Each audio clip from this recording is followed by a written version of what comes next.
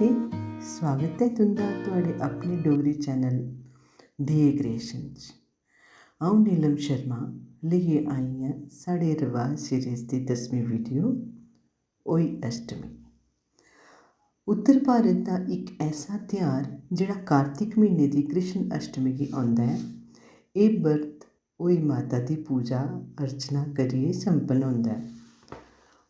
होई माता पार्वती माता दा गै इक अवतार स्वरूप ऐ, जिनेंगी सब्भै जीवित प्राणियें दी संतान दा रक्षक मन्नेआ जंदा ऐ। कार्तिक म्हीने दी अष्टमी दा बड़ा गै म्हत्तव ऐ। इसी होई आठे बी आखदे न।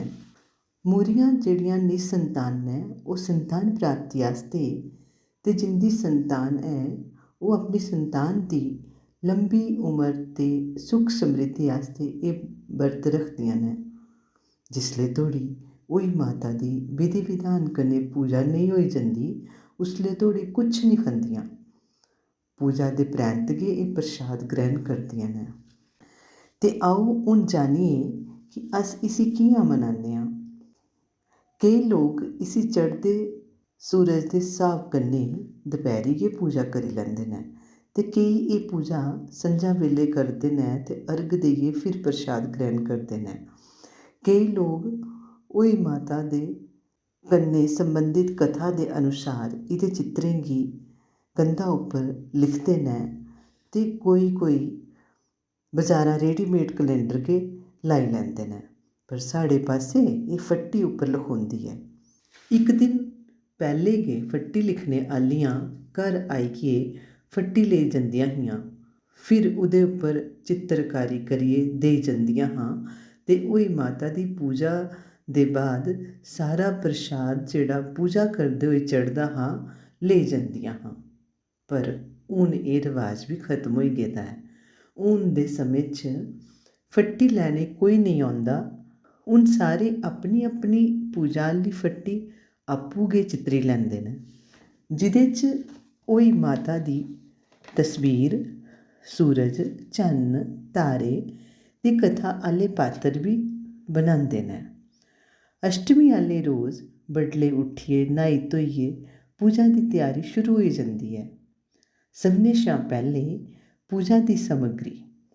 एह्दे बिच्च गन्ना, मूली, ब्हारी फल, मक्की दे ढोडे, दाल, चौल, रौंगी दा मद्धरा, गुने, बग्ग बगेइयां, सुहागी, माता रानी दी चुन्नी जां सूट ते दक्खना होंदी ऐ।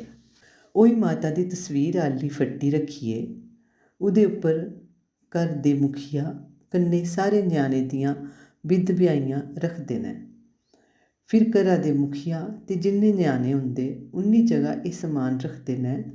ढोडा रक्खियै ओह्दे उप्पर चौल, रौंगी दा मद्धरा, कन्नै गूने ते बग्ग बगेइयां जिनेंगी सुट्टू पुट्टू बी आखदे न, दाल, चौल, गन्ना, मूली, सुहागी ते दक्खना रक्खियै होई माता गी टिक्का फुल्ल चाढ़ियै फिर इ'नें बिद्ध ब्याहियें गी बी टिक्का फुल्ल चाढ़दे न ते धूफ दीप कन्नै पूजा शुरू करियै होई माता दी कथा पढ़दे ते सुनदे न।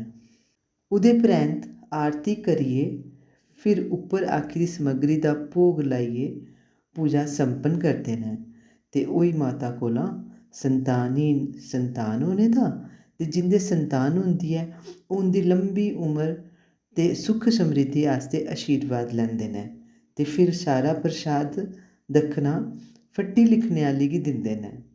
एह्दे च सारें कोला मती खास गल्ल एह् ऐ कि मावें दा पुन्न गै पलदा ऐ उं'दे पति परमेश्वर आस्ते ते उं'दे ञ्याणें आस्ते। ते एह् हा साढ़े डोगरें दा त्यौहार होई अष्टमी। जै होई माता।